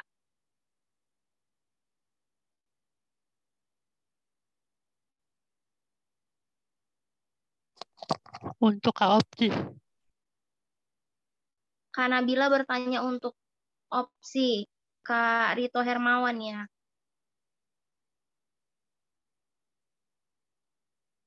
Untuk Kak Rito Hermawan, boleh silahkan dijawab, Kak. Terima kasih. Ya, Kakak di Bogor apa di Lampung? Ini di Lampung ya? Aku aslinya dari Lampung, Kak, maaf. Oh iya. Cuman aku sekarang domisili di pendampingan isu HIP di Kota Bogor. Namun saat ini aku mendapatkan banyak informasi dari teman-teman yang ada di Lampung, bahwasanya aku juga barusan juga bertanya kepada salah satu pegawai kesehatan yang ada di Lampung, bahwasanya program untuk penyuluhan HIP itu sudah ada. Namun saat ini aku tidak tahu ya apakah itu penyadaran dari seorang perempuan yang ada di wilayah tersebut atau berkurangnya dengan program penyuluhan HIP dari puskesmas maupun rumah sakit. Karena saat ini di saat aku bertanya kepada teman-teman bahwasannya perempuan maupun gay yang ada di daerah wilayah Lampung itu semakin meningkat korban kematian. Iya. Ya, kalau yang di Lampung sendiri sebenarnya opsi ada di sana ya, dan beberapa anggotanya juga banyak dari teman-teman transpuan, Kak. Jadi sebenarnya kesadaran teman-teman waktu kita kunjungan ke sana gitu, kesadaran teman-teman untuk isu HIV ini cukup tinggi. Pada saat kelangkaan kondom, mereka mandiri untuk membeli menggunakan kondom secara mandiri gitu ya, membeli sendiri gitu. Nah, buat teman-teman transpuan di sana, kemarin waktu saya coba kunjungan sih sebenarnya sudah cukup aware ya, terutama di daerah Bandar Lampungnya sih, memang baru di Bandar Lampungnya. Aku belum mendapat informasi lagi di bagaimana di Lampung Selatan gitu ya. Karena biasanya di masing-masing daerah informasinya belum cukup merata gitu. Jadi ini nanti masukannya, terima kasih masukannya ke Nabila. Nanti coba saya follow up ke teman-teman yang ada di opsi Lampung, sudah sejauh mana informasi HIV terhadap teman-teman transpuan yang ada di sana. Kalau untuk di Bogor, Kak Nabila di Bogornya di mana ya? Mungkin nanti kita, aku memang orang Bogor, nanti kita coba, aku bisa. Kalau Nabila di bagian Pokal Poin Kabupaten. Oke, nanti kita coba, aku bisa, Kanabila bisa menjadi focal point untuk teman-teman pekerja seks transpuan di sana, bisa mengumpulkan, nanti aku coba bisa memberikan sosialisasi dan informasi, edukasi nggak cuma HIV-nya, terkait dengan hukum dan HAM-nya, proteksi diri bagaimana pada saat teman-teman pada saat mengalami razia atau pada saat teman-teman ditangkap gitu, apa yang harus dilakukan oleh teman-teman. Itu nanti saya coba bisa bantu memberikan sosialisasi itu. Nanti minta nomor saya aja ke teman-teman inti muda, nanti kita bisa follow up lanjut ya, karena bila jadi nanti karena bila bisa jadi focal point untuk teman-teman pekerja seks transpuan nih di Bogor. Kebetulan memang di Jawa Barat cukup sangat luas, di Kabupaten Bogor sendiri belum ada focal point atau dewan pengurus yang mewakili Kabupaten Bogor dari opsi Jawa Baratnya gitu. Oh iya, terima kasih. Nah, sebenarnya sih Nabila untuk wilayah kabupaten sih untuk program tentang kekerasan pekerja seks ataupun stigma itu sudah banyak mendapatkan program tersebut. Namun saat ini Nabila pengen banget membuat program yang ada di wilayah asal Nabila. Saat ini Nabila sudah mencoba kontak-kontak kepada teman-teman yang ada di sana, bahwasannya belum mendapatkan support system dari teman-teman ataupun dari lembaga-lembaga yang ada di wilayah asal Nabila. Nah, itu maksud aku. Di Lampungnya di mana kan Nabila? Karena saat ini kan Nabila itu sudah lama banget di Bogor tuh kan. Jadi Nabila pengen banget mengambil hak-hak mereka yang ada di wilayah Nabila sendiri supaya merasakan sama seperti layaknya teman-teman yang ada di Kota Bogor, Jakarta, dan lain-lain. Itu, Kak. Kalau boleh tahu, di Lampungnya di wilayah mana ya? Biar nanti aku coba koordinasi sama teman-teman yang ada di opsi Lampung. Nabila sih di wilayah Lampung Utara, Kota Bumi. Lampung Utara ya? Iya. Oke, nanti coba saya follow up ke teman-teman di sana ya. Iya. Oke, makasih informasinya Kak Nabila. Sama-sama, Kak.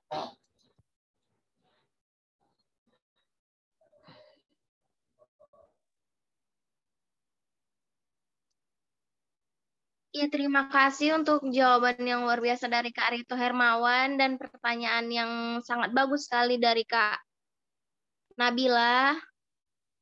Rara lanjut ke pertanyaan ke-9 ya. Rara bacain. Ada pertanyaan dari Kak Christian Yosef.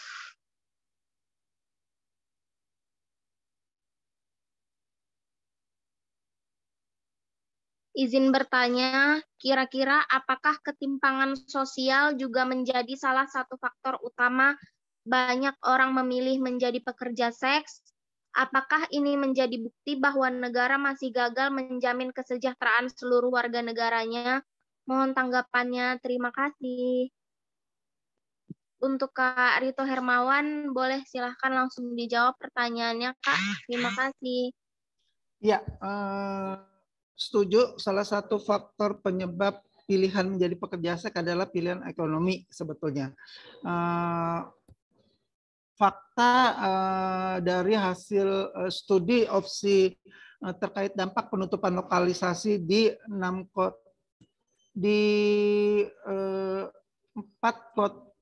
kota, yaitu salah satunya di Surabaya pasca penutupan Doli. Jadi memang salah satu dampaknya adalah ekonomi terhadap juga berdampak pada pendidikan pada anaknya gitu. Jadi putus sekolah pada anak pekerja seks gitu, karena pasca penutupan Doli ini memang tidak diimbangi dengan bagaimana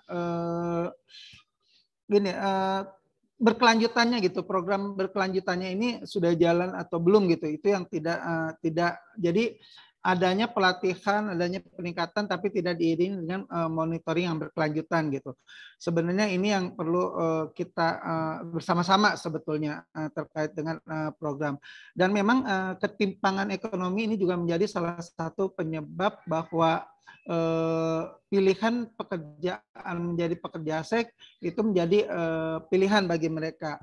Karena lagi-lagi satu masih adanya diskriminasi usia, diskriminasi kategori pendidikan itu masih menguasai di wilayah-wilayah area kerja, yang pada kita tahu bahwa memang kelompok pekerja seks ini memiliki pendidikan yang memang SD juga tidak tamat, SMP juga tidak tamat, SMA juga tidak tamat gitu ya. Jadi memang ini juga salah satu faktor penyebab dibilang tidak keberhasilan ya, mungkin masih banyak belum cukup merata gitu ya kesejahteraannya gitu untuk beberapa kelompok gitu. Harapannya kami juga bisa mendorong, bisa bekerja sama dengan Kementerian Sosial menjawab bahwa kebutuhan itu tidak hanya kebutuhan pekerjaan atau keterampilan saja, tapi kami berhasil melakukan akses terhadap teman-teman pekerja seks. Mereka juga butuh kejar paket. Misalkan yang SD nggak lulus, mereka mau melanjutkan sekolahnya melalui kejar paket C, yang SMP nggak lulus bisa melanjutkan pendidikannya melalui kejar paket B, yang SMA tidak lulus bisa melanjutkan kejar paket A-nya gitu. Jadi memang harapannya kita bisa bekerja sama dengan Kementerian Sosial untuk menjawab keresahan-keresahan terkait dengan isu pendidikannya juga, karena salah satu ketimpangan ekonomi yaitu yang melatar belakangi ketimpangan ekonomi adalah pendidikan bagi kelompok-kelompok pekerja seks. Itu sih Kak.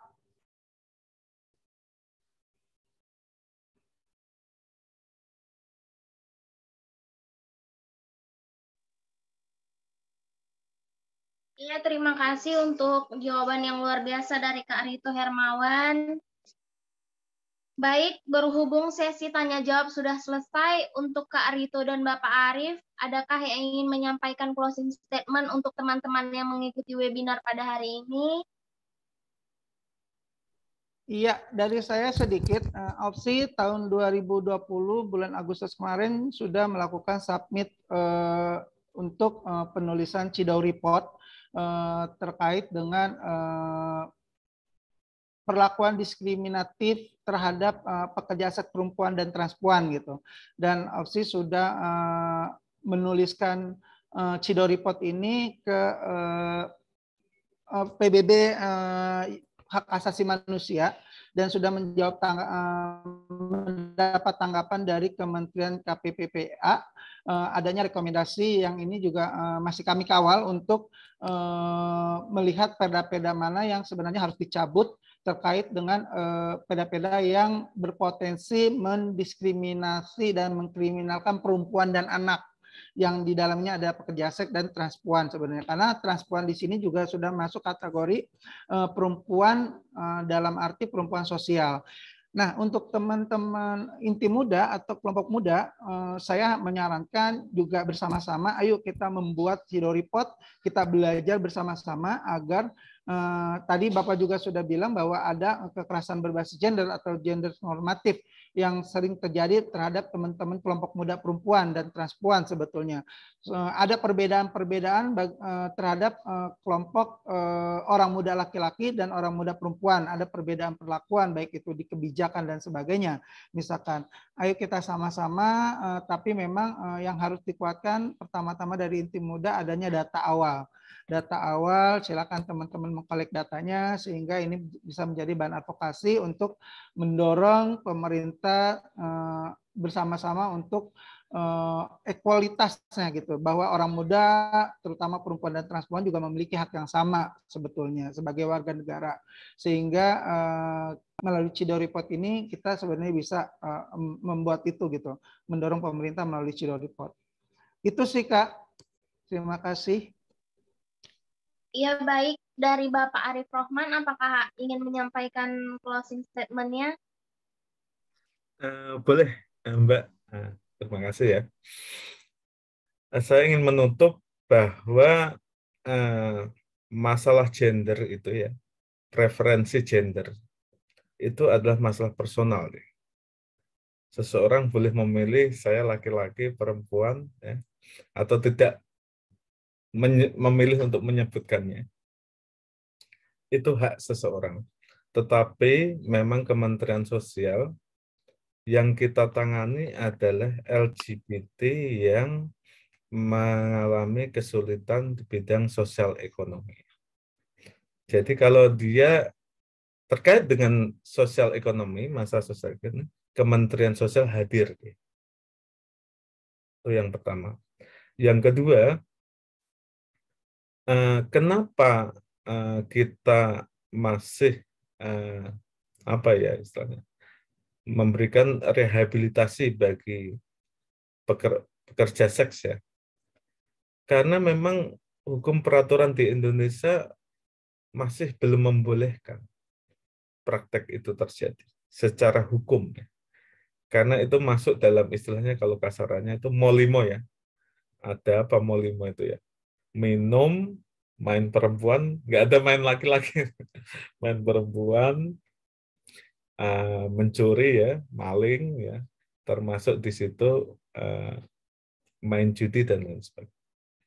Jadi memang selama undang-undangnya masih begitu ya,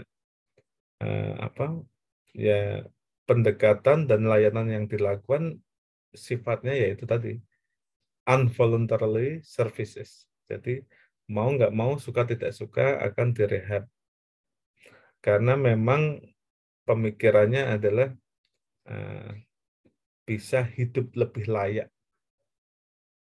Lebih layak. Artinya layak secara sosial dan ekonomi ya. Bisa intinya bagaimana mereka memulai hidup yang lebih layak sesuai dengan norma-norma yang ada di dalam masyarakat. Karena memang kalau di luar negeri itu kita negara-negara sekuler, saya di Australia 7 tahun ya, bahwa masalah seks, masalah prostitusi nggak ada masalah. Tapi memang hukum di Indonesia berbeda itu kan. Mungkin itu akan menjadi perdebatan yang mungkin akan sangat lama ya. Tapi yang pasti penutupan lokalisasi atau apapun ya yang sudah berhasil dilakukan di Surabaya dan beberapa tempat harus diikuti dengan pendampingan sosial ya, yang komprehensif, sustainable, sampai para pekerja seks itu bisa mendapatkan pekerjaan, hidup dalam masyarakat, diterima dengan baik, dan hidup secara layak. Mungkin itu saja, terima kasih.